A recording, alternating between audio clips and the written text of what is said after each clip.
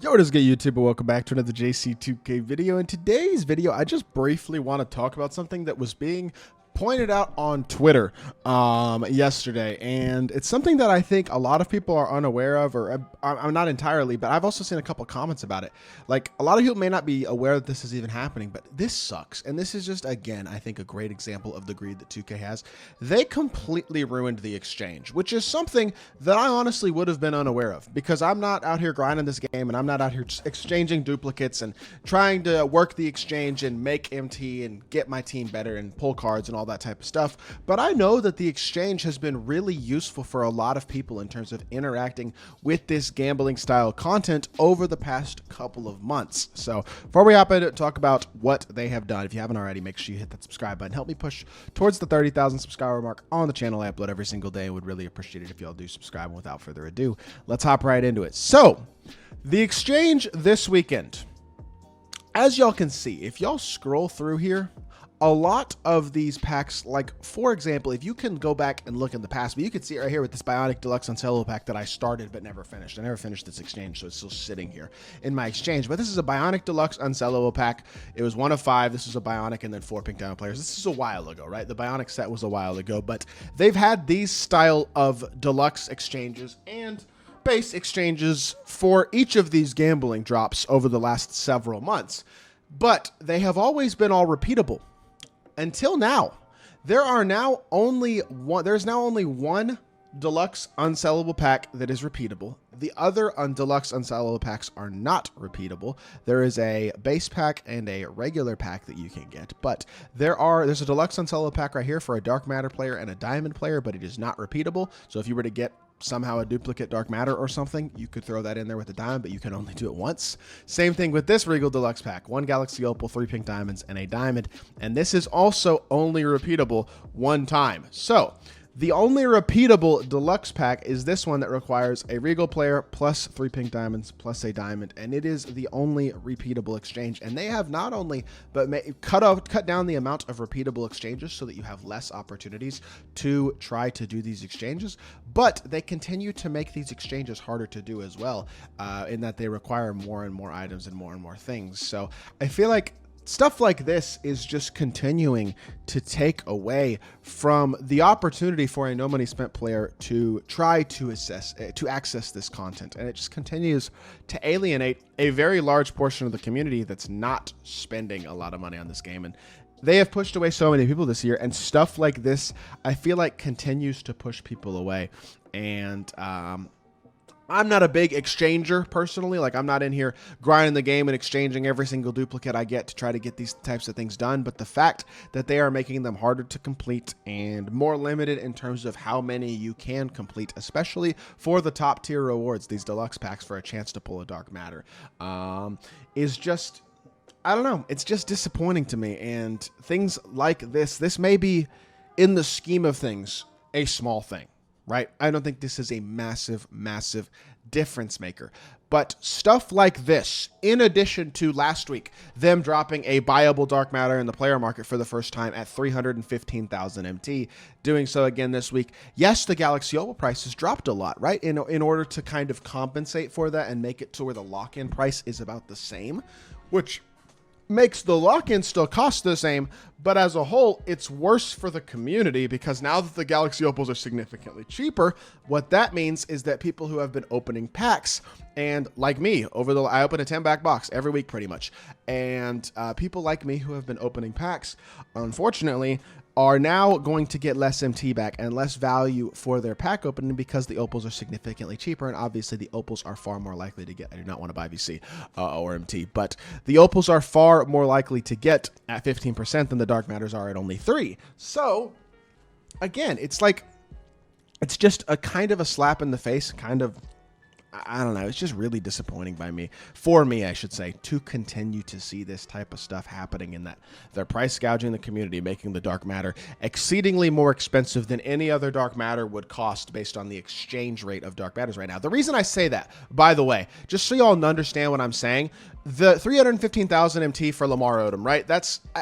As a standalone price, it feels like a lot, but it's not absurd. But here's the thing. This big Z that came out yesterday, 90,000 MT. The player market sell rate, exchange rate this year has been you get, what, I think it's 40% of your MT back from selling a card, so you lose 60%. So that means 90 divided by 4, which is, hold on, it's 22.5. So then 22.5 times 10 is 225.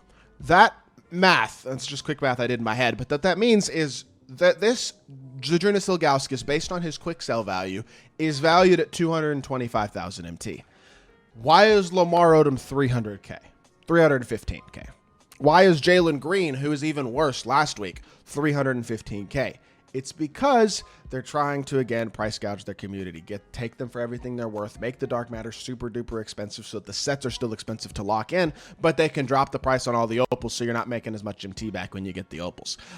It just, again, makes it harder and harder. And here's the thing. These are small things. I understand that they're small things, but when you have small things week after week that get stacked on top of each other, it just continues to create a more predatory gaming experience and a more frustrating gaming experience where you just continue to not be able to access the content you want without spending money, which leads to one of two things. People either quit the game or they spend money. One of the two, for the most part, right? Like, obviously, that's not what I would recommend. That's not what I'm doing. But, I mean, realistically, if I wasn't a 2K content creator, I think there is a very good chance that I would have completely... I think not a very good chance. I think it's a guaranteed at this point that I would have pretty much completely stopped playing this game if I wasn't a content creator. And honestly, again, like I said this before, and I will say it again, I think it is totally fair for that to be the response. I mean, I had a conversation with a guy on Twitter in my DMs yesterday who was talking about how he spent a lot more money than he knows he should on my team, and he's talking about how he spent $450. This is just an example, but this is legitimately a conversation I had yesterday on Twitter. I'm not going to say who it was or anything like that or try to expose anybody. I'm not going to show DMs because I don't want to shame somebody for spending their money. You know what I mean? But he said he spent $450 on these 100 overall or on these packs basically, and he pulled. I think he pulled one 100 overall, and it wasn't a good one. I have to go back and look now in my DMs to see specifically which players he pulled because he sent me a screenshot. And no, sorry. He opened 9 of them and pulled 9 Dark Matters. He pulled Nick Young, Anthony Edwards, Mark Eaton, Paul Pierce, Joel Embiid, Adam Morrison, Vince Carter, Chris Webber, and De'Aaron Fox. That is $450 that he spent on VC to pull 9 Dark Matters, and honestly, out of the 9 Dark Matters, not any of them are truly exceptional cards. $450. That's predatory at its finest. You know what you can do with $450? You can do a heck of a lot of good stuff. Still, even in this economy with $450, that can pay for food for a month for a lot of people. I mean, that could pay for groceries, contribute towards rent, pay bills. Like, you can do a lot of good stuff with $450. Or you could spend it on my team and have no guarantee of getting anything good and have a very high percentage chance of getting a lot of garbage.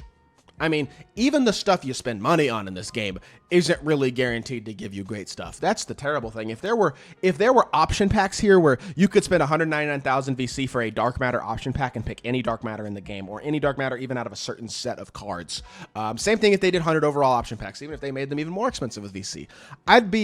It's still predatory, but at least it's a guarantee to get the cards you want. And I get it.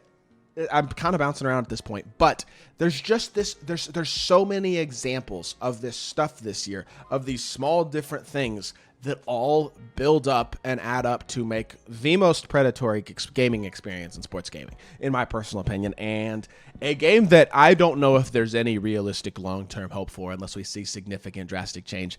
And it's really unfortunate because I know I've said it a few times, but Madden keeps killing it. I mean, EA is not a great company and I'm not praising them, but they have been killing it with Madden, and it looks like they're going to continue to keep killing it with Madden because they just came out with Madden 25 blogs and stuff, and that game looks fire. Yeah, NCAA looks incredible. Like, that game is going to be so much fun to play as well, and I'm very excited for that. Very good chance I'm going to make some content on NCAA, although I got to figure out how exactly that's going to work.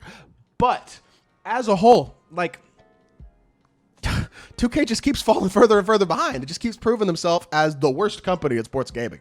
I mean, it is so embarrassing. And it's stuff like this in the exchange, stuff like the price gouging with the dark matters in the player market and how that hurts the value of packs as well. Stuff like these 100 overall packs that are horrible and are just huge money grabs and have succeeded in sucking people in. At the end of the day, this is what I said to that dude on Twitter yesterday, though. The best time to stop spending money was when this first started, right? The second best time is now. It's not too late. Even if you are that person who keeps putting your money into this game every week, find something else to put your money into if you don't think you can play this game without being no money spent, because I promise y'all it is not worth it. Hope y'all did enjoy the video. If you did, make sure you hit that like button, leave a comment, and subscribe. This is the only rant video of sorts that I will be posting today, so y'all don't have to hear me complain anymore. I see my comments. I know y'all are tired of the complaining, and I apologize, but I think 2K continues to deserve to be called out on their BS, and somebody's got to do it. And I'm the only one freaking making my team content at this point, pretty much, so it's got to be me. And I'm sorry, again, at the end of the day, if the complaining frustrates you. I'm probably not going to stop complaining to a certain extent, because this game is the most predatory experience in AAA gaming right now. With that being said, I hope y'all did enjoy the video. If you did, make sure you hit that like button, leave a comment, and subscribe. I'll be back with more 2K content very soon. I appreciate y'all. Peace.